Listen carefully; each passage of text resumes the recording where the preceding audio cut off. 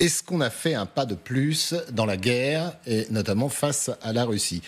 Beaucoup de nos politiques le pensent. Il n'y a qu'à voir certains bancs un peu vides de l'Assemblée nationale ce matin où il manquait des députés La France Insoumise et des députés du Rassemblement national pour accueillir et applaudir le chef de l'État ukrainien. Écoutons Marine Le Pen qui était ce matin chez nos confrères de RTL. Voilà ce qu'elle dit sur cet engagement du chef de l'État à fournir des Mirage 2000 à l'Ukraine. Ce qui est sûr, c'est qu'on a le sentiment qu'il a envie d'une guerre, en fait. Il a envie d'une guerre ? Ouais, Sérieusement ? C'est ça qui me pose un problème. En réalité, on a le sentiment qu'il souhaite entrer en guerre. Et qu'il fait tout pour essayer d'aggraver la pression qui pourrait entraîner demain une escalade. Général Chevresis, vous le pensez aussi ou pas ? Oui, je le pense aussi. Simplement parce que, non pas parce que c'est une volonté délibérée en disant depuis le départ je veux faire la guerre à la Russie, ou pas forcément à la Russie mais à Poutine, mais simplement que cet engrenage dont je parlais il y a quelques instants fait qu'à un moment donné, qu'est-ce qu'on fait pour être cohérent avec ce qu'on a dit ? Donc on est dans un engrenage vers une guerre de plus en plus assumée. Le président Macron assume beaucoup de choses, notamment cet engagement militaire potentiel. Et vous dites, il a envie de la guerre ou il est prêt à la guerre ? Alors je pense que jamais personne n'a envie de la guerre, bien que je n'ai... Non, je pense que c'est un engrenage dans la mesure où il est obligé maintenant, vu tout ce qu'il a dit précédemment, de montrer que ce qu'il dit n'est pas du vent. Et pour dire que ce n'est pas du vent, il faut des actes concrets. Mais ça a pour conséquence que oui, on s'engage de plus en plus dans un conflit d'une manière ou d'une autre. Et on ne pourra pas me dire qu'il n'y aura pas de formateurs en Ukraine. C'est pas possible à date d'aujourd'hui, surtout que, rappelons-nous, on ne parle pas de la brigade motorisée quand même. Il n'y aura pas de brigade motorisée formée en Ukraine sans formateur français. Donc c'est quand même un choix assumé. Et il l'a dit d'ailleurs, il me semble d'ailleurs, choix assumé de projeter des militaires français sur le territoire ukrainien. Et ben moi, co-belligérance ou pas, je pense que dès lors qu'on est engagé sur le terrain d'une opération en cours, avec une guerre, on devient co-belligérant d'une part, et en fait on est plus ou moins en guerre sans le dire. Vera, est-ce que Emmanuel Macron se voit en chef de guerre face à la Russie dans ce conflit ? Non, moi je vois qu'il y a ici une manipulation qui est très, d'ailleurs, spécifique pour le Kremlin, et donc c'est un peu bizarre de l'entendre d'une femme politique française, mais c'est comme ça. Vous pensez que le Kremlin manipule Ça, je ne sais pas, mais je vois le même discours qui est tenu, et la même manipulation politique qui est faite, parce que les choses sont renversées.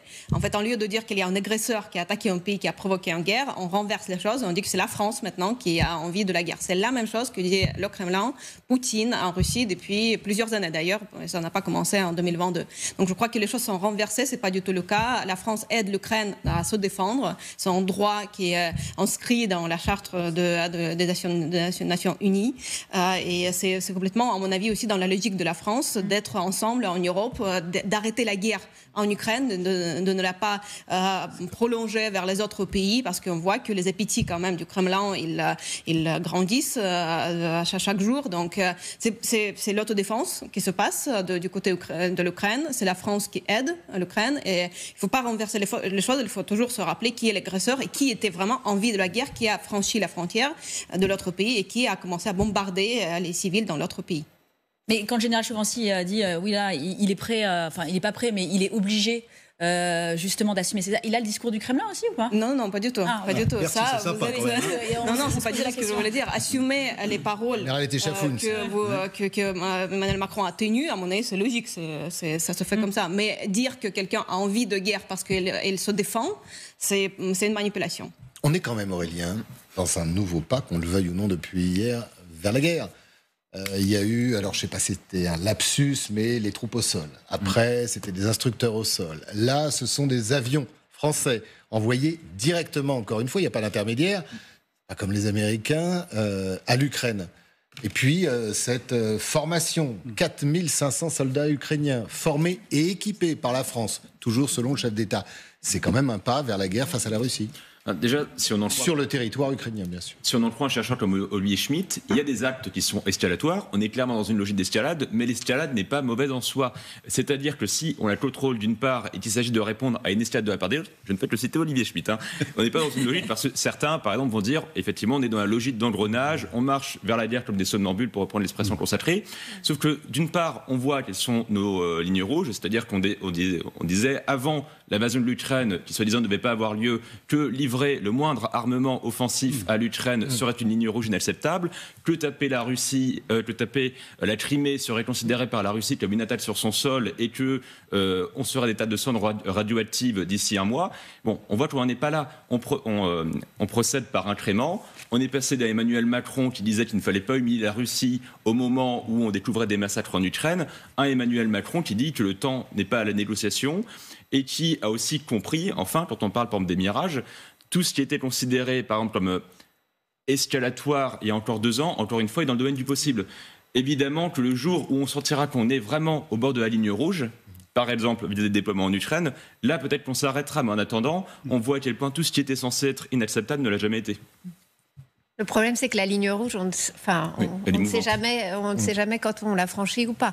Ce qui était quand même assez frappant hier dans l'interview du chef de l'État, c'est qu'il a parlé de négociations pour dire, alors en effet, que la Russie ne voulait pas de ces négociations, mais en fait, on comprenait qu'il fallait, dans l'esprit d'Emmanuel Macron, finalement, soutenir l'Ukraine pour finalement que Poutine comprenne à quel point le soutien occidental est sérieux et permettre à l'Ukraine, à terme, d'arriver en position de force à la table des négociations. Donc en fait, ce qu'il y a au bout de l'escalade, c'est pas forcément la guerre, ça peut être aussi une négociation pour répondre au bloc. C'est-à-dire que l'idée, c'est de montrer, de pousser Poutine à aller à la table et qu'il comprenne qu'il a plus à perdre qu'à gagner dans justement une escalade militaire. C'est ça le pari, en fait, aujourd'hui. La question, c'est est-ce que Poutine bluffe ou pas ? Est-ce qu'il est vraiment prêt à aller jusqu'au bout ? Et c'est là où on est dans une situation qui est extrêmement mouvante. On pourrait dire effectivement qu'Emmanuel Macron, alors on viendra sur l'Europe et la place de la France dans l'Europe, bien évidemment, mais que Emmanuel Macron parle le Poutine ou parle comme Poutine. C'est-à-dire, on nous a toujours dit depuis 2 ans et demi, voire 3 ans, un peu comme disait Magali, qu'il ne comprend et qu'il ne connaît que la manière forte. Et ben voilà, il a une réponse. Oui, mais moi ça me choque absolument pas. Moi je crois beaucoup au rapport de force, chose qu'on a peut-être un peu perdu de vue dans notre conception des relations internationales. Le rapport, c'est un discours un peu militaire. En gros c'est ça. On arrête de discourir et on agit. Bon, c'est ce que vient de faire le président Macron, il a agi. Et quand je parle d'engrenage, je suis d'accord, la notion même d'Olivier Schmitt, je suis pas contre. L'engrenage, c'est pas une volonté politique de l'engrenage, c'est que face à quelque chose, on répond. Et c'est la question que vous venez de poser. Voilà ce que fait Poutine, on va répondre, on va faire cela, et ça me semble tout à fait cohérent. Et je reviens à cette notion de cohérence. C'est la cohérence du discours politique avec les faits. Je dirais que le président Macron agit en fonction du discours qu'il a tenu depuis des mois, et il met les moyens qu'il faut avec ce qu'on a. Et quand on revient à la brigade, n'oublions pas que quand on dit effectivement équipé français, ça veut dire en gros, sauf qu'on n'a pas l'information, mais je pense qu'il y a certains de nos régiments qui vont perdre encore de matériel. Ce qui veut dire que petit à petit, on va nous envoyer tout ce qu'on a dans nos soutes, y compris dans le régiment peut-être d'active, pour que ces 4500 hommes puissent être équipés correctement. Parce que ce n'est pas les VAB qu'on a envoyés il y a quelques mois qui sont encore en usage sur le terrain, ce n'est pas les dissercer, ça veut dire qu'il va bien falloir les prendre quelque part. Ouais. Donc en même temps, on accepte sans le dire, à mon avis, mais je me trompe peut-être, qu'on va affaiblir une partie des forces terrestres françaises au profit d'une brigade ukrainienne qu'on va équiper, former, y compris abonder en munitions. Déjà, on n'en a pas beaucoup. On a les moyens ou pas de faire ça ? Alors, 4500 hommes, c'est beaucoup. Ça va, je sais pas, ça fait quelques centaines de formateurs, mais... Non, mais en équipement, tout simplement. Ça dépend. Alors, une brigade, c'est quoi ? En gros, on peut prendre la formule ternaire, ça va être 3 bataillons d'infanterie, 1 bataillon de blindés. En gros, c'est 800 hommes par grande unité, plus les soutiens. Donc, ça veut dire une unité de combat, une compagnie, vous avez en gros 15 blindés. Donc, un bataillon, ça fait 60. Vous multipliez par 3, ça fait 180. Vous rajoutez 30 à 40 blindés. Plus tout ce qui va en appui. Donc vous avez en gros 250 blindés qu'on va fournir pour équiper. Et on les a pas ? Si, on va les piquer dans les régiments. D'accord. Je ne vois pas où on peut les prendre ailleurs, puisqu'on a donné ce qu'on avait. À moins qu'il y ait encore des stocks qu'on ignore. Ce qui est possible. En France, il y a toujours des stocks. Enfin, peut-être. Donc, on va donner du matériel. Mais on a encore 250 blindés ? Je ne sais pas. Je dis simplement qu'à date d'aujourd'hui, si je raisonne sans avoir d'éléments d'information, je sais ce que c'est qu'un bataillon d'infanterie, je sais ce que c'est qu'une brigade. On est dans un raisonnement comptable, mais très important.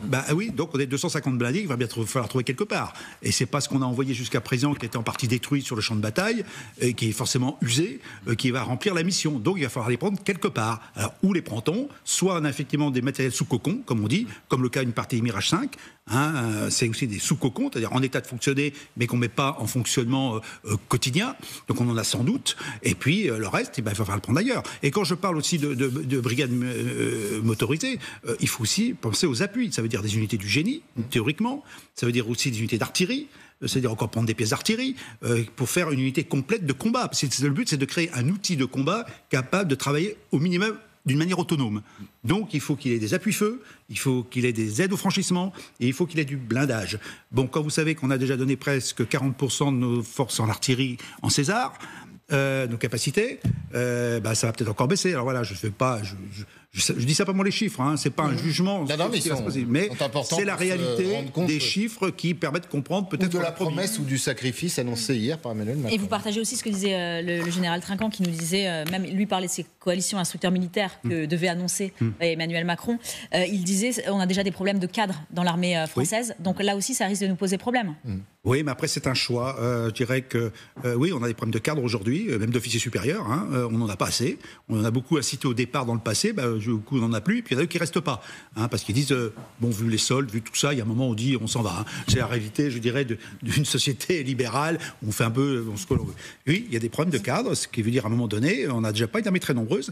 Là, on parle d'une force terrestre. Mais la force terrestre en France, c'est en gros 80 000 hommes. 80 000 hommes, mais pas des combattants. Sur ces 80 000 hommes, vous avez tout le soutien, vous avez tout. En fait, vous avez très peu d'unités de combat en tant que telles. Donc, effectivement, les cadres, ils vont manquer. Mais je dirais que dans ma carrière militaire, comme beaucoup, Trinquant, ça va être pareil. On a tous connu des unités en temps de paix où on manquait de cadres, parce qu'effectivement, ce n'est jamais à 100%. On se croit toujours que les unités, c'est à 100%. Non, c'est faux. Elles sont à 80, 70%, en fonction des conditions économiques, en fonction des opérations, en fonction des stages. Mais oui, on manque de cadres, et il faudra bien falloir les trouver. D'un autre côté, reconnaissons que c'est une mission passionnante. Et en tant que militaire, former des gens au combat en tant que cadre, je pense qu'il y aura du volontariat, mais ça sera au détriment de notre propre préparation opérationnelle.